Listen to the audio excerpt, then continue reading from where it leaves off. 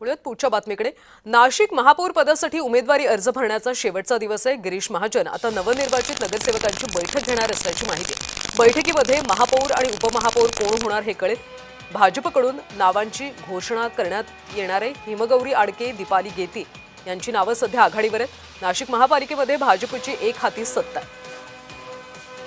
उमेदवारी अर्ज भरण्याचा आज शेवटचा दिवस आहे आणि त्यामुळे गिरीश महाजन यांनी बैठक बोलावली। या बैठकीमध्ये महापौर आणि उपमहापौर ठरणार आहेत। आणि नाशिकमधून या संदर्भात अधिकची माहिती देत आहेत आमचे प्रतिनिधी किरण गोटूर। किरण, खरं तर गिरीश महाजन बैठक घेणार असल्याची माहिती आहे। किती वाजता बैठक होईल आणि नावं कधी जाहीर होतील?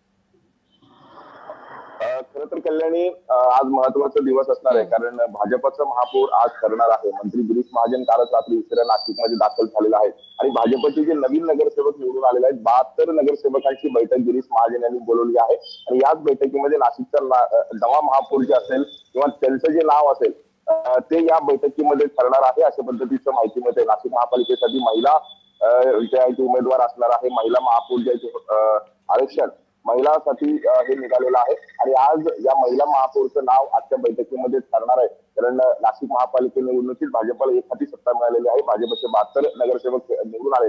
मागच्या काही दिवसांपासून 8 ते 10 महिला या सगळ्या महापौरच्या रेसमध्ये होते, पण 2 महिलांचं नाव आता आघाडीवरती आहे आणि त्यामध्ये जे हिमगौरी आडके आणि दीपाली गीते या 2 जणांचं नाव आघाडीवर आहे, पण ऐनवेळी अनपेक्षित नाव देखील समोर येऊ शकतं, अशा पद्धतीचं माहिती मिळते। त्यामुळे अगदी काही वेळाने गिरीश महाजन हे बैठक घेणार आहे आणि त्या बैठकीमध्ये ते नाव घोषणा करणार आहेत। त्यामुळे नेमका आता नाशिकचं महापौर कोण होणार हे बघणं महत्वाचं असणार आहे। नक्कीच किरण, त्यामुळे नाशिकच्या महापौरपदी कोणती महिला विराजमान होते याकडे आता सगळ्यांचंच लक्ष आहे। धन्यवाद माहितीसाठी।